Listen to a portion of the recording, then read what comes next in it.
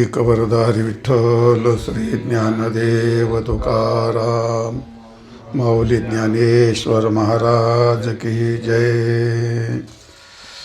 नाम संकीर्तन वैष्णवांची जोडी, पापी अनंत कोडी गेली त्याची.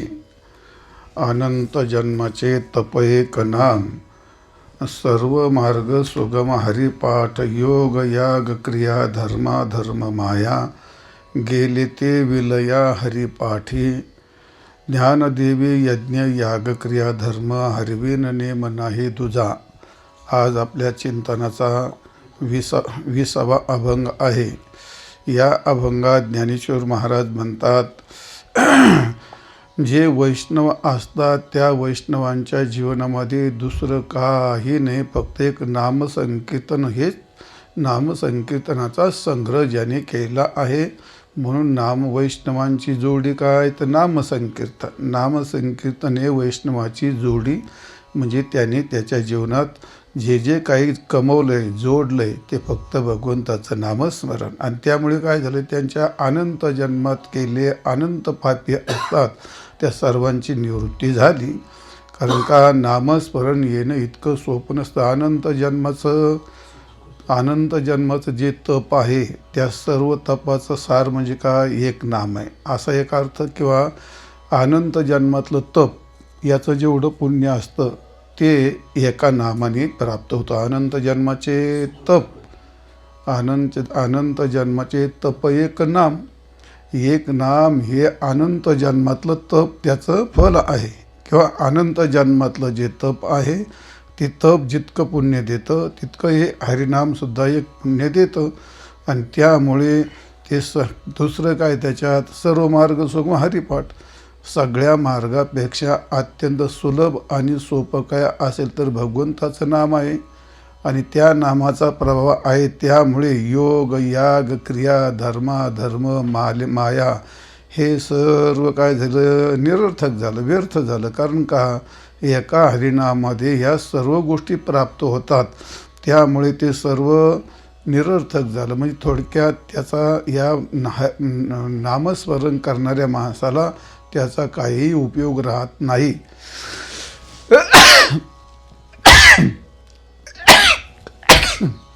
त्याचप्रमाणे ही माया ही काय होते, विलया जाते. म्हणजे नामाच्या महात्म्याने नामस्मरणी ती मायासुद्धा काय होते, मिथ्या ठरते. आणि त्यामुळे माऊली म्हणतात, ज्ञानदेवी यज्ञ यागक्रिया धर्म. ज्ञानदेवी यज्ञ यागक्रिया धर्म आणि हरिवेन नेम. माझा एकच नेम आहे. मी भगवंताचं नामस्मरण करणं हाच माझा याग आहे. आणि भगवंताचं नामस्मरण करणं हाच माझा यज्ञ आहे. आणि भगवंताचं नामस्मरण करणं हाच माझा क्रियाधर्म आहे. म्हणून माझ्या जीवनात एक भगवंताचं नाम हा जो एक नेम आहे, या नेमा वाचून दुसरं मला काहीही करायची गरज नाही. भगवंताचं नाम जप नेमाने जप करणं, नेमाने भगवंताचं नाम घेणं हाच माझा योग आहे, हाच माझा याग आहे, हाच माझा धर्म आहे, हीच माझी क्रिया आहे. म्हणून मी भगवंताचं नामस्मरण हे नियमाने जपतो. असं नामस्मरणाचं महत्त्व या ठिकाणी सांगितलं आहे. पण आजच्या अभंगामध्ये पहिलं काय सांगितलं आहे, नामस्मरण करणाऱ्याचं महत्त्व सांगितलं आहे. म्हणजे कोणतं, वैष्णवांचं. तर जो वैष्णव आहे त्याच्या जीवनात काय आहे तर तो नामस्मरण करतो. मग तो वैष्णव कोण असतो, तर पहिली गोष्ट वैष्णव काय आहे ही गोष्ट समजून घेतली पाहिजे. मग अनेक ठिकाणी लक्षणं केली असतात. तर वैष्णवाचे अंग 2 असतात. आणि मग काही वैष्णव त्यांचे बाह्य चिन्ह असतात आणि काही आंतरचिन्ह असतात. त्या थोडक्यात आपण त्याला म्हणतो बाह्य लक्षण आणि आंतरलक्षण. तर बाह्य लक्षण काय असतं, दांभिक वाढवाया कीर्ती, वैष्णव दीक्षा अवलंबिती. आणि देवपूजा झळफळीत दावितीन, शंख लाविती दुहाती. आता हे काय असतं, याला पण वैष्णव म्हणतात ना. पण काय, ते दांभिक वाढवाया कीर्ती, दंभ वाढवायचा, कीर्ती वाढवायची, याकरता वैष्णव दीक्षा अवलंबित वैष्णव दीक्षा घेतात. काय घेतात वैष्णव दीक्षा, मोठमोठ्या माळा घालणार, मोठमोठ्या मुद्रा लावणार. मग जे काही बाह्य रंग आहेत, मग ते बाह्य रंग वरून माळा घालणार, मोठ्या जाटा ठेवणार, दाढी ठेवणार, भगवं घालणार, म्हणजे काय ते असे बाह्य चिन्ह घालणं ते. आणि ते काय करणार तर त्याला थोडक्यामध्ये दांभिक म्हणतात.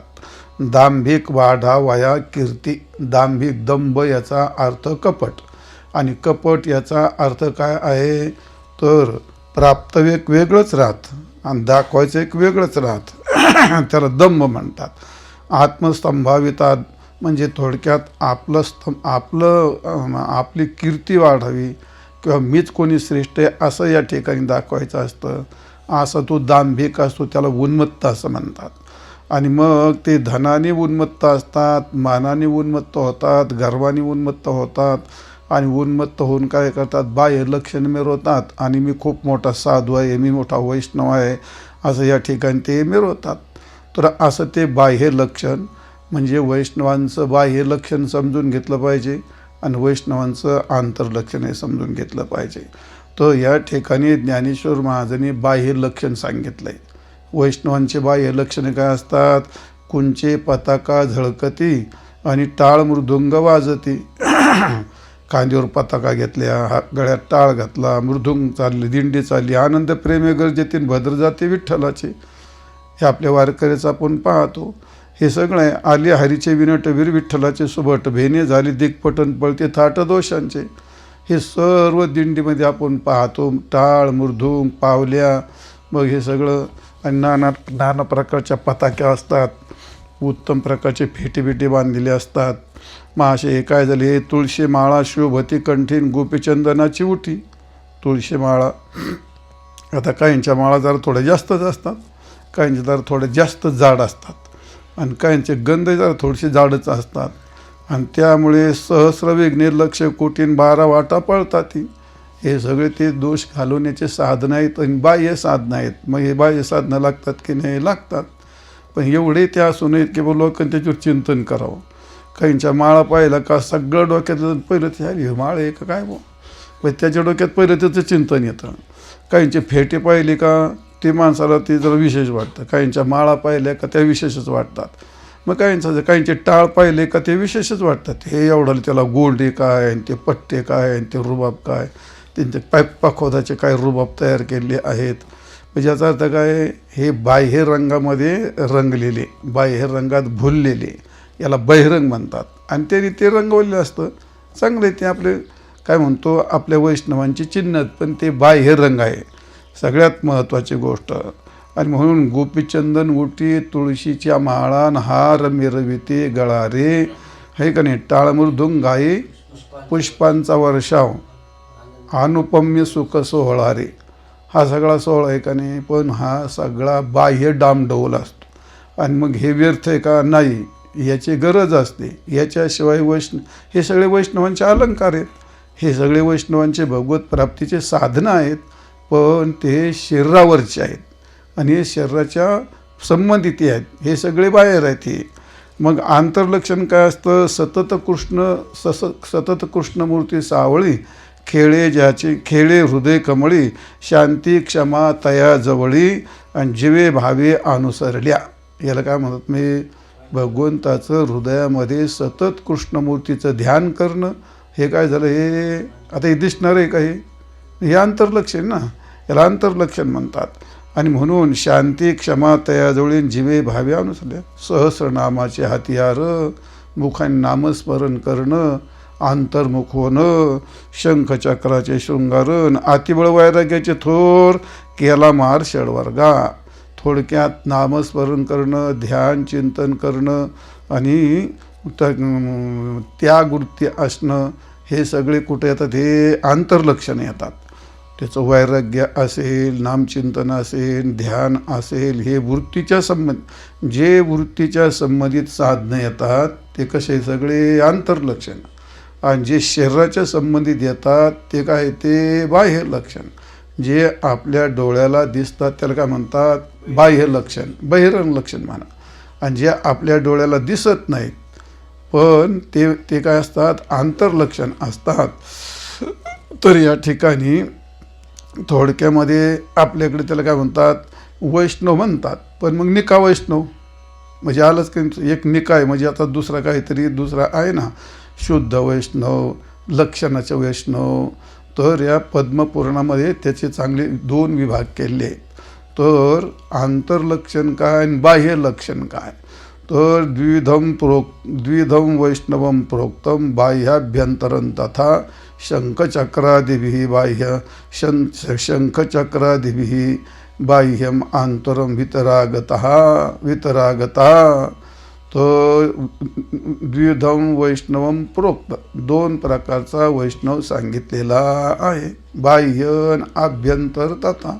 तर बाह्य काय काय असतं, शंखचक्रादिभिः बाह्यम. शंखचक्र म्हणजे भगवंताच्या हातामध्ये शंखचक्र असतात, ते शंखचक्र नाही ते. मग हे शंखचक्र काय असतात हे, तर हे शंखचक्र वेगळे असतात. ते वैष्णव संप्रदाय, तर त्यांच्यामध्ये त्या विस्त्यामध्ये अशा मुद्रा घालतात, तापतात ते, आणि मग त्या मुद्रा उठवतात. ते असे ते या ठिकाणी दंडावरती, डोक्यावरती अशी, इथं नाही इथं कपाळावरती ती मुद्रा अशी ती पोळती, ती अशी त्याला चट्टा उठतो तो, त्याला मुद्रांकित असं म्हणतात. आलं का लक्षात. आणि मग ते शंख बिंक हातात घेणं, गळ्यात घालणं, हे याला म्हणतात मग शंख चक्रादिभी बाह्य. आणि आपल्याकडे वारकऱ्यामध्ये काय शंख इथं आपण जर लावतो कधी असे गंध आणि असे ते मुद्रा चक्र असे शंखाच्या आकाराचे, मग त्याचे शंखाचे असे आपण ती या शंखाच्या आकाराचे इथं त्या वेळूच्या बांबू असतो ना, त्याच्या पानाच्या आकाराचे असतात हे. तर असे शंख आणि चक्र हे काय, हे बाह्य. तर असं जे बाह्य आहे ते बाह्य लक्षण असतं. वितरागता अंतरम, वैराग्य हे काय, आंतरलक्षण आहे. बाह्य आभ्यंतर साम्यम यत वैष्णव उदाहृतम. मग बाह्यही पाहिजे आणि आंतरही पाहिजे. बाह्य आभ्यंतर साम्यम, बाह्य चांगलं आहे, आंतर वाईट आहे, आंतर चांगलं आहे, बाह्य वाईट आहे, अशातला भाग नाही. तर वैष्णवांच्या ठिकाणी हे दोन्ही लक्षणं असणं गरजेचं असतं. बाह्याभ्यंतर साम्यम यत वैष्णव उदाहृतम. तस्या चक्रादिचिन्हम तू प्रथमम वैष्णवम स्मृतम. प्रथम तुम्हाला वैष्णव म्हटल्यानंतर त्याच्या माळा, मुद्रा, कपडे हे सगळे हे ते काय तुम्हाला बाहेरून डोळ्याने दिसणारे काय झालं, हे बाह्य लक्षण. हे प्रत्यक्ष असतं ते असं आहे. आंतर मनोरोषाद विमुक्तम स्वात्मदर्शनम सर्वभूतदया शांती इंद्रिया आरती तोलोलोपता. हे काय झालं, हे आंतरलक्षण. आंतरलक्षण काय सांगितलं तुम्हाला, जे जे वृत्तीच्या संबंधित आहे. आत्मा म्हणजे आंतर, मनोरोष विमुक्तम म्हणजे थोडक्यात मनातले सर्व विकार निघून, काम, क्रोध, लोभ हे सर्व निघून गेले आहेत. विमुक्तम स्वात्मदर्शनम, आत्मज्ञान, आत्म्याचं दर्शन झालं. सर्व भूतांच्या ठिकाणी दया ठेवणं, वृत्ती शांत ठेवणं. आलं का लक्षात. आणि इंद्रियाविषयी म्हणजे अर्थाविषयी अलोलुपता म्हणजे विषयाची आसक्ती न ठेवणं. त्याचप्रमाणे पुत्र आदी असंगत्वम म्हणजे घर दार वगैरे याच्यात राहून सुद्धा त्याच्यात काय राहिलं, असंगत्व राहणं. योग अभ्यास रती, योग म्हणजे त्याला प्रेमयोग, भक्तियोग, असे योगामध्ये तो कायम रत असणारा असतो. आणि अनन्य भक्ती योगेनं परेशस्य अभिसेवनम, आणि भक्तीच्या माध्यमातून जो माझं सेवन करतो त्याला म्हणतात हे आंतरलक्षण. समजलं. आंतरलक्षण आणि बाह्य लक्षण असे 2 प्रकारचे लक्षणं असतात आणि त्याला वैष्णव असं म्हणतात. आता आपण वैष्णवाचं चिंतन केलं आहे भरपूर. वैष्णवाचं वैष्णव होतं तर जातीवर सिद्ध होतं की आकृतीवर सिद्ध होतं का कृतीवर सिद्ध होतं का मतीवर सिद्ध होतं, तेवढं जर सांगितलं तर लई लांबलचक जाईल ते असे वैष्णवांचं आंतर आणि बाह्य लक्षण असतं. आणि म्हणून जे वर सांगितलेली लक्षणं आहेत हे दोन्ही लक्षणं असतात. दोन्ही लक्षणयुक्त जे असतात ते वैष्णव असतात. आणि त्यांना श्रीहरी, मग त्यांचं काय आत्ता काय सांगितलं, नामसंकीर्तन वैष्णवांची जोडी. वैष्णव आंतर बाह्य लक्षणांनी युक्त असावं आणि त्याच्या जीवनात काय जोडी आहे ते नामसंकीर्तन. त्यांना दुसरं काय आवडणार आहे, माणसाला जे आवडतं तेच त्याचा संग्रह करतो का नाही. एखाद्या माणसाला सोनं आवडलं तर तो सोनं खरेदी करतो. काही माणसाला गाड्या आवडतात ते भले 4-5 गाड्या खरेदी करतो. कोणाला काय आवडेल हे काय माहीत नाही. मग आता इथं वैष्णवांच्या आवडीचा विषय काय, गोड तुझे नाम विठोबा आवडते मज, आणि तुझे उच्चारिता मना येत असे लाज. वैष्णवांच्या आवडीचा विषय काय, भगवंताचं नामस्मरण. मग त्यांच्या जीवनामध्ये ते कशाची जोडी करणार, ते भगवंत नामस्मरणाची जोडी करणार. आणि म्हणून नामसंकीर्तन वैष्णवांची जोडी. मुक्ती पांग नाही विष्णूची या दासा, संसार तो कायसा न देखती. बैसला गोविंद जोडून जडून या चित्तीन, आधी तेचे अंत्य अवसानी. त्यांच्या जीवनात दुसरा विशेष नाही, आधी मध्य आणि शेवटी एक भगवंताचा नाम. नामा म्हणे नाम केशवाचे घेशी, अंतरीच वैष्णव होशी अरे जना. तो झाला आपल्याला माहीत आहे, तो वेद अध्ययन करशी तरी वैदिकीची होशी, परी वैष्णव न होशी अरे जना. वेद अध्ययन केलं तू वैदिक होशील पण वैष्णव होणार नाही, असं आहे ते. काय पुराण सांगशी तरी पुराणिकच होशी, परी वैष्णव न होशी अरे जना. तीर्थ करशे तरी कापडीचं होशी, यज्ञ करशे तरी याज्ञिकाची होशी, आणि तीर्थ करशे तरी कापडीचं होशी, परी वैष्णव न होशी अरे जना. गायन करशी तरी गुणीजन होशी, परी वैष्णव न होशी अरे जना. मग कशाने, नाम म्हणे नाम, नामा म्हणे नाम केशवाचे घेशीन तरीच वैष्णव होशी अरे जना. का, नामस्मरणाचं महत्त्व आहे. म्हणून वैष्णवांच्या जीवनामध्ये जोडी कशाची आली, ती नामस्मरणाची. म्हणून नामसंकीर्तन वैष्णवाची जोडी. आणि त्याचा पुढे परिणाम काय झाला, पापी अनंत कोडी केली त्याची. नामसंकीर्तनाची जोडी केल्यानंतर कोट्यावधी पाप, थोडक्यात पापही जातं. पापाचं जे बीज असतं, पापाचं बीज काय असतं, ते अंतःकरणात असलेलं आपल्या त्याला म्हणतात अज्ञान अविद्या. ती सुद्धा नामस्मरण काय होते, निवृत्त होऊन जाते. आणि त्यामुळे नामस्मरणाची ताकदच अशी आहे, नाम आणि नामाचं बीज भस्म करून टाक. जसं एखादी अग्नी भडकल्याच्या नंतर काय काय जाळी जाते, सर्व काय जाळून जातं, काही शिल्लक ठेवत नाही. यथा अग्नी सुसमृद्धीच करोती ये धांश भस्मसा, तथा मदविषया भक्ती ही उद्धवा ये नांश कृत्स्नशः. तर त्याप्रमाणे माझी भक्ती जशी अग्नी भडकल्याच्या नंतर सर्व भस्मसात करते, तसं नामस्मरण माझी भक्ती सर्व पाप काय करते, भस्मसात करते, असं आहे. तर ते भस्मसात करते याचा अर्थ नाथ महाराजांनी त्याचं गोड वर्णन केलं आहे. नाथ महाराज म्हणतात, दीप लावया लागुनी स्वज्वळ केला जो वन्य, तो अवचटे पडला वनी, आणि तिडकी उडोनी तृणांकुरे. मग काय केलं, दिवा लावायला गेला. आता तुम्हाला नाही, तुमच्या आयुष्यामध्ये तुम्ही भाग्यवान आहेत. आमच्या आयुष्यामध्ये पहिलं लहानपणी लय भयंकर जळीत म्हणे त्याला. उन्हाळ्यामध्ये कमीत कमी 10-5 जळीत व्हायचेच गावामध्ये. आणि त्याच्या पूर्वीच्या कालामध्ये त्या दिवे राहायचे म्हणजे पहिल्या पंत्या राहायच्या ना.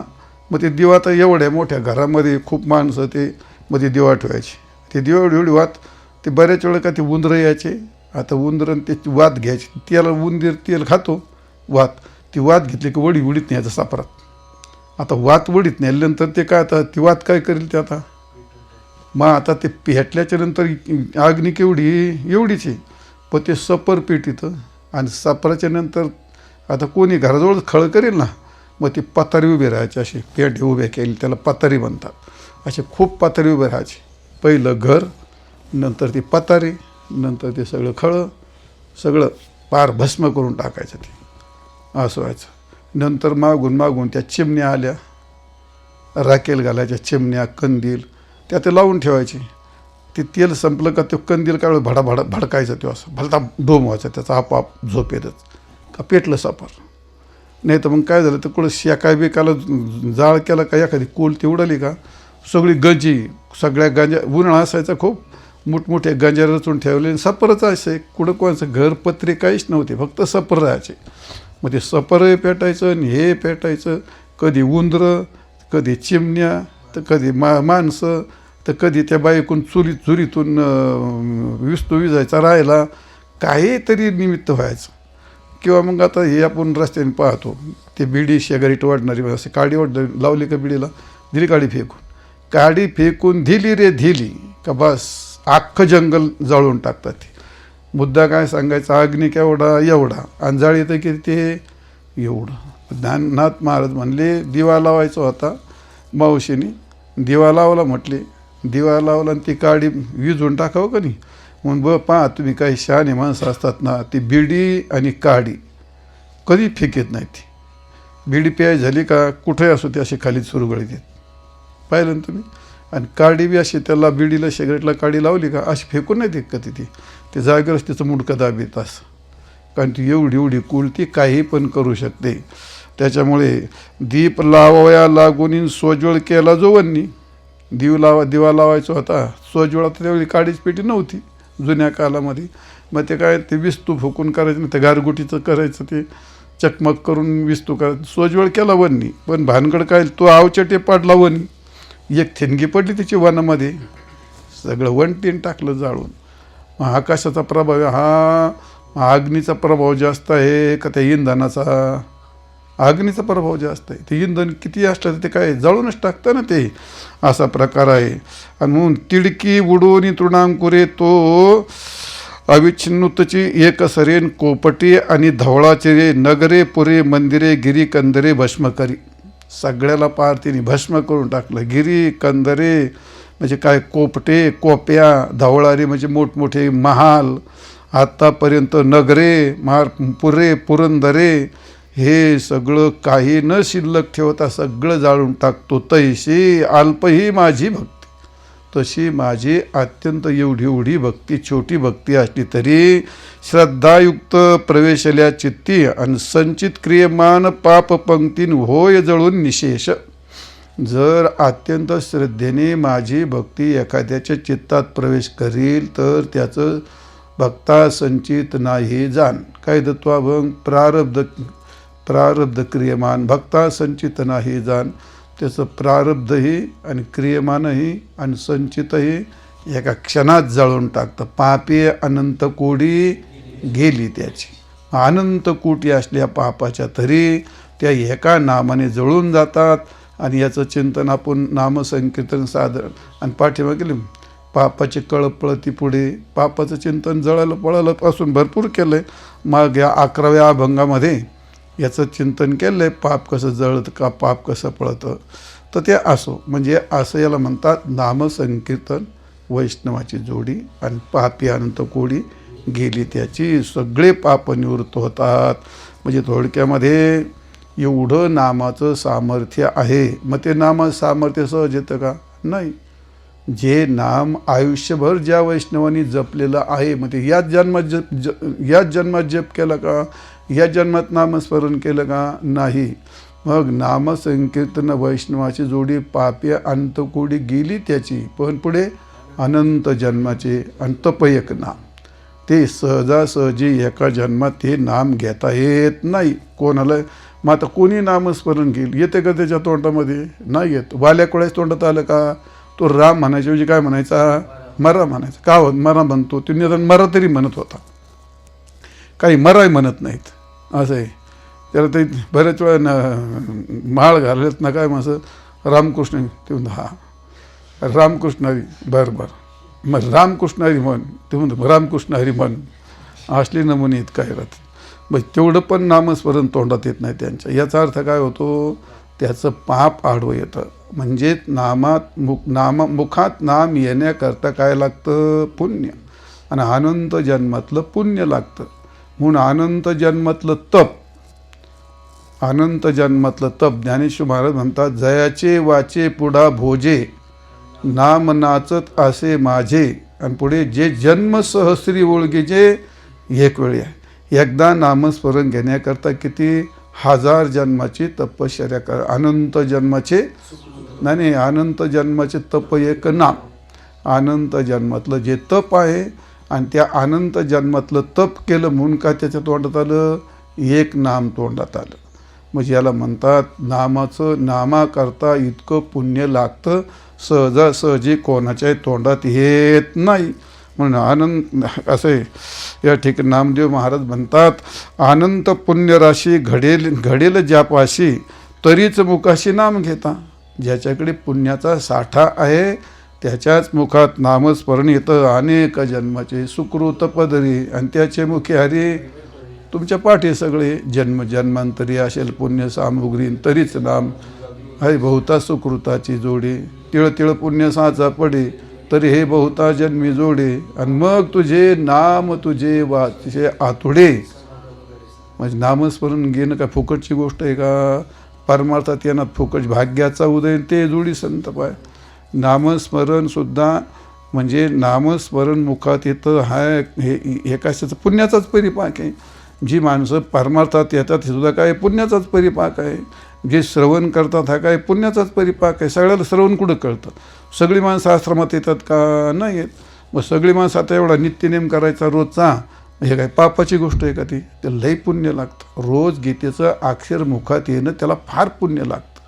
रोज भगवंताचं नामस्मरण येणं, आरती करणं, पसायदान म्हणणं, ज्ञान, हे सगळं येण्याकरता अनंत जन्माच्या नाथ महाराज म्हणतात अनेक जन्माचे सुकृत पदरी. आणि मग त्याची गोष्ट ही काही फुकटची गोष्ट नाही. आणि म्हणून अनंत जन्माचे तप एक नाम असे जन्मांतर सहस्रेषु.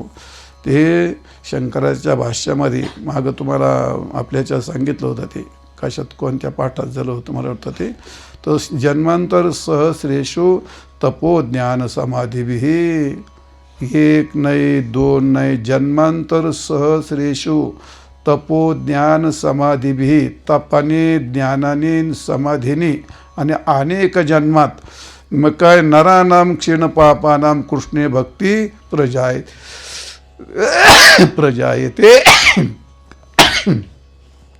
अनेक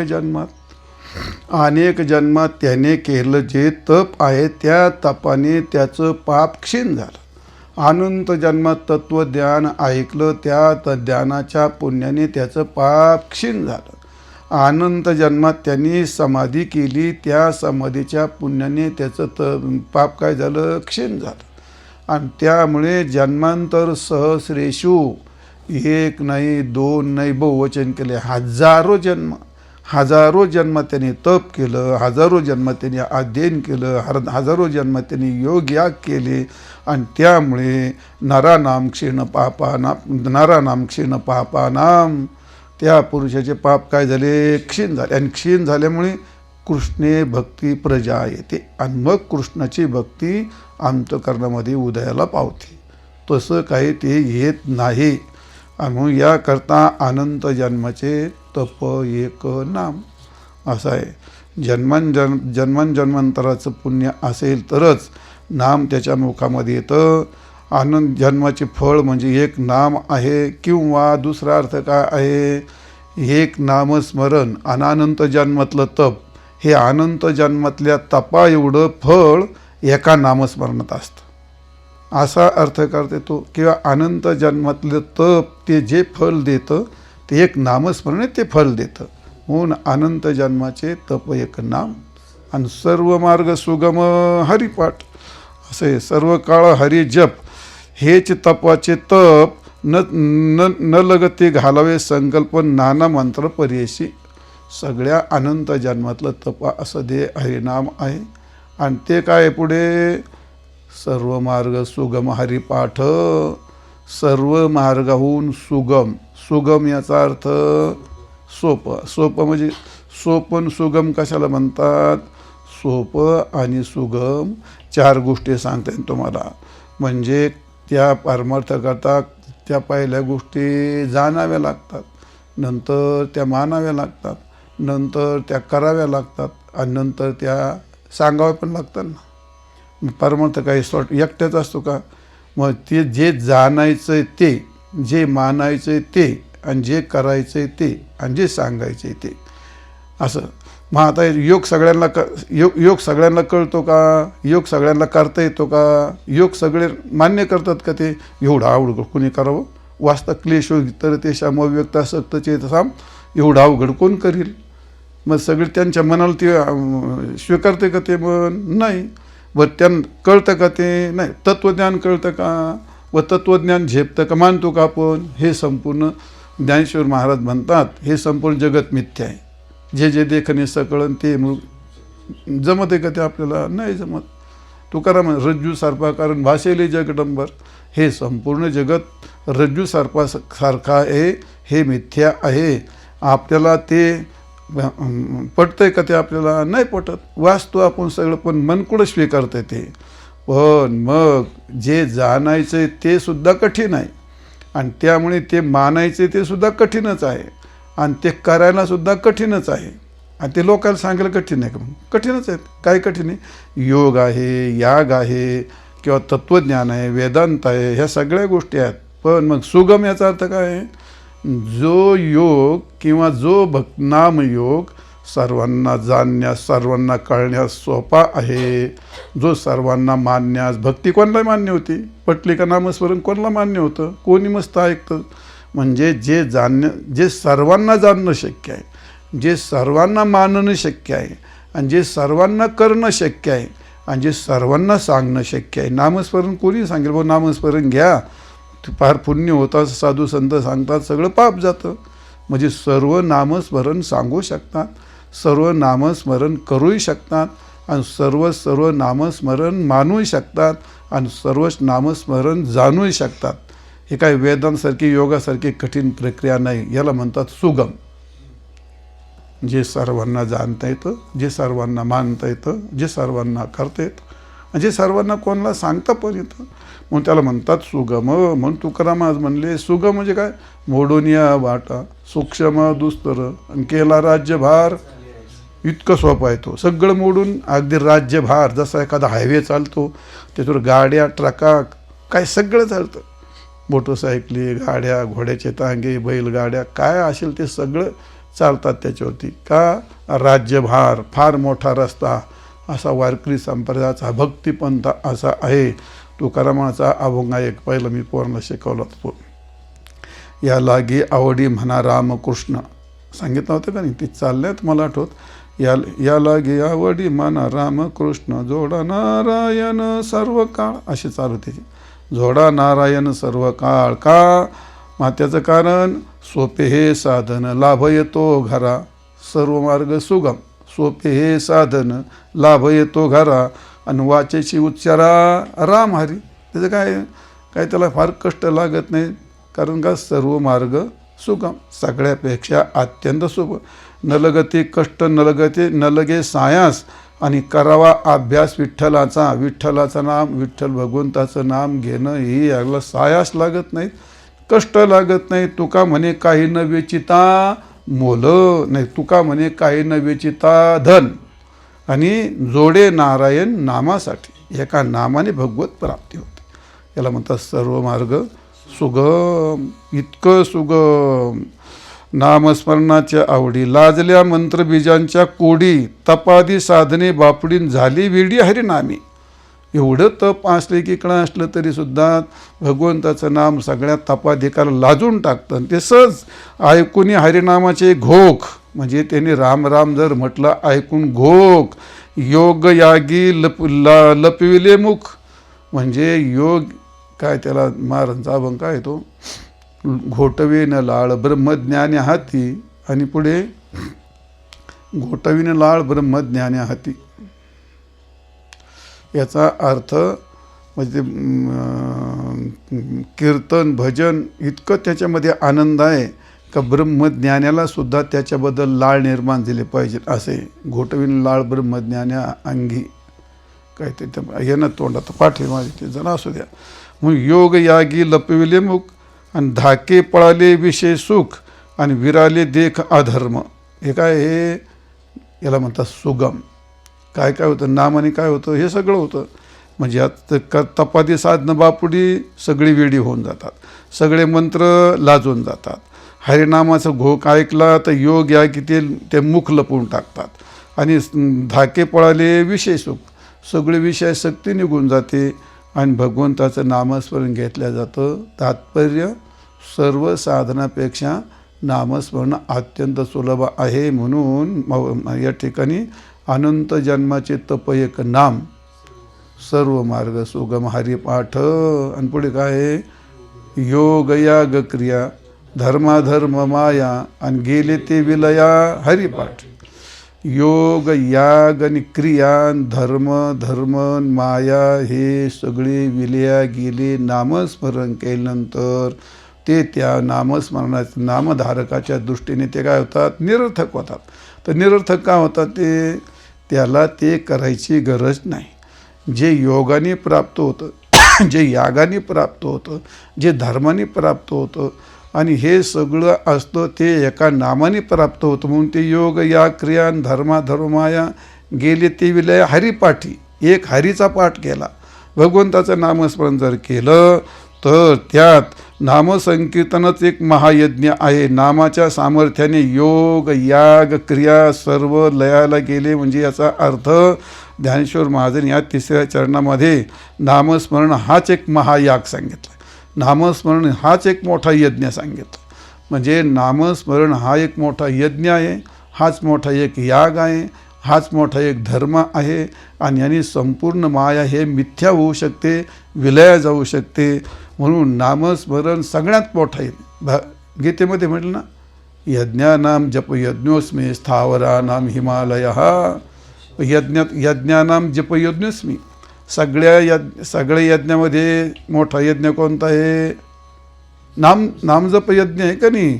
म्हणजे समस्त हे यज्ञापैकी ज्ञानेश्वर महाराज समस्त जेवढे जगात यज्ञ फार आहेत, तुम्हाला माहीत नाहीत. यज्ञांची यादी वाचीत जा, यज्ञांची यादी फार मोठी आहे. ते यज्ञांचे नाव पण खूप मोठे आहेत. तर त्याला म्हणतात समस्त हे यज्ञांच्या पैकी आणि जपयज्ञ तो मी हे लोकी, जो कर्मत्यागी प्रणवादिके निपविजे. समस्त हे यज्ञापैकी जपयज्ञ तो मी ये लोकी.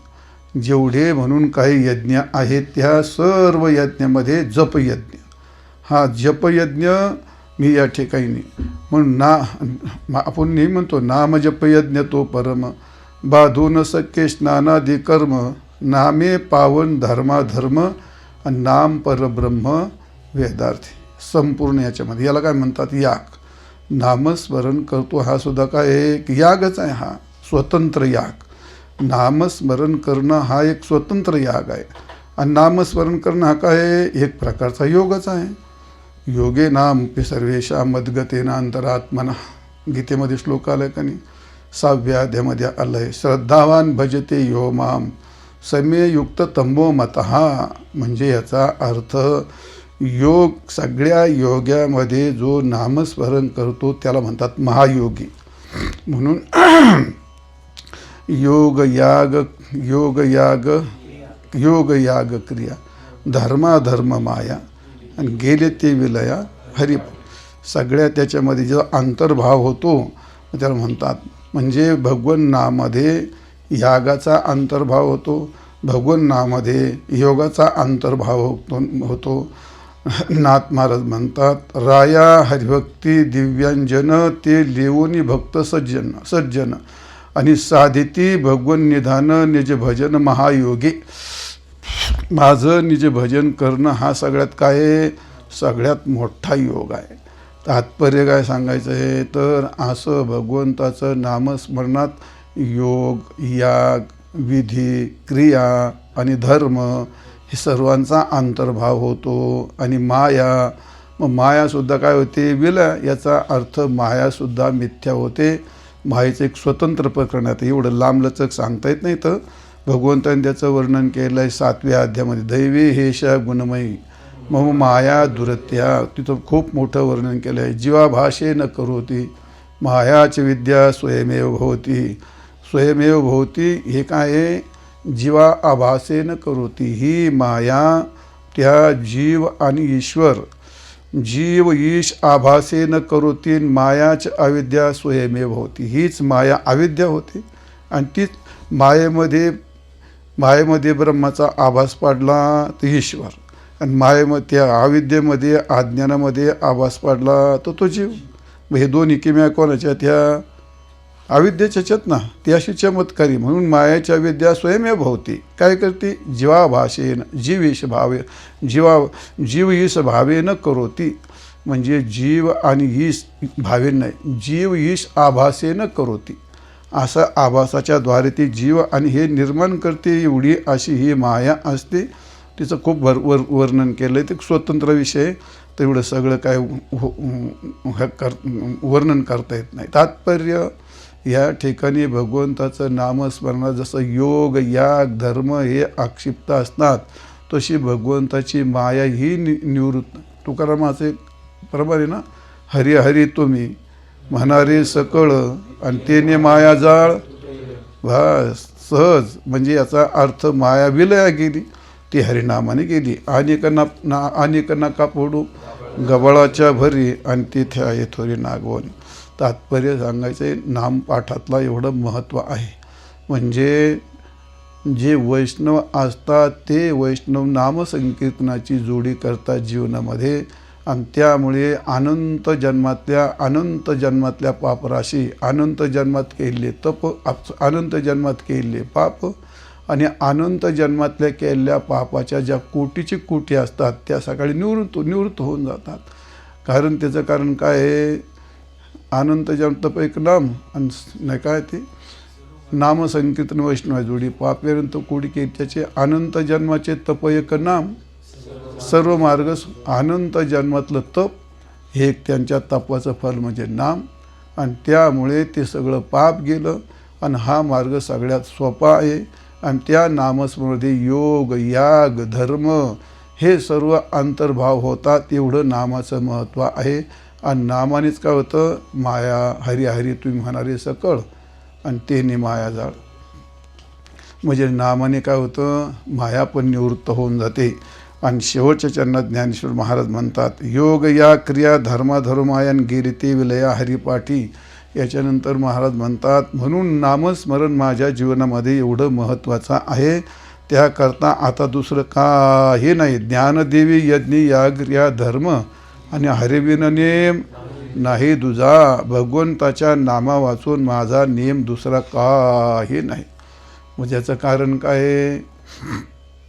आपण तुकारामाचा अभंग आहे, हाची माझा नेम धर्म आणि मुखी विठोबाचे नाम.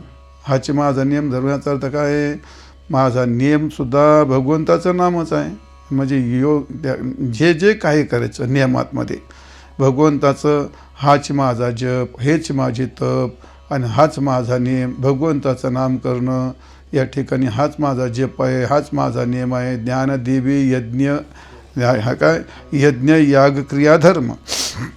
याचा अर्थ असा आहे, मी भगवंताचं नियमाने जप नामस्मरण करतो, हाच माझा काय योग आहे. म्हणजे नामस्मरण केलं का माझा योग घडला, नामस्मरण केलं का मग माझा यज्ञही घडला. म्हणजे त्याला म्हणतात यज्ञ. आणि पहिलं नियमाने नामस्मरण केलं तर नामस्मरण करणं हाच माझा यज्ञ आहे. नामस्मरण करणं हाच माझा याग आहे. नामस्मरण करणं हीच माझ्या जीवनातली सगळी सत्क्रिया आहे. आणि नामस्मरण करणं हाच माझ्या जीवनातला धर्म आहे. आणि म्हणून हरिबिन नेम नाही दुजा. याच्यापेक्षा मला नियम दुसरा करायची गरज नाही. नामस्मरण जर केलं तर सर्व त्यात आक्षिप्त असतं. हाची माझा नेम, हाची माझा धर्म, नित्यवाचे नाम विठोबाचे. माझा धर्म कर्म योग याग हे सर्व नाममध्ये येतं. हेचे माझे कर्म आणि हाचे माझा धर्म, नित्यवाचे नाम विठोबाचे. या ठिकाणी तुकाराम महाराजांनी या अभंगामध्ये फार सुंदर वर्णन केलं आहे. हाची माझा नेम काय? भगवंताचं नामस्मरण. हाची माझा धर्म काय? भगवंताचं नामस्मरण. हाची माझा नेम नित्यवाचे नाम विठोबाचे. हेची माझे कर्म काय? भगवंताचं नाम. आणि हाची माझा धर्म म्हणजे काय? भगवंताचं नाम. आणि नित्यवाचे नाम विठोबाचे. म्हणून सर्व साधनं जे आहे ते एका नामामध्ये.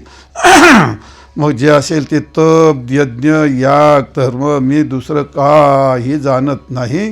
मी फक्त एकच जाणतो, नामा म्हणे नाम आम्हा हेची नियम आणि नित्य तो सप्रेम जप हरी. आम्हाला दुसरा काही नियम नाही, फक्त भगवंताचं नाम हाच माझा नियम आहे असं नामदेव महाराज पण म्हणतात. म्हणून ज्ञानेश्वर महाराज म्हणतात, ज्ञानदेवी यज्ञ यागक्रिया धर्म आणि हरिविन नेम नाही दुजा. हरिमुखे म्हणा पुण्याची गणना कोण करी. पुंडलिक वरदा हरी विठ्ठल श्री ज्ञानदेव तुकाराम पंढरीश्वर महाराज की जय.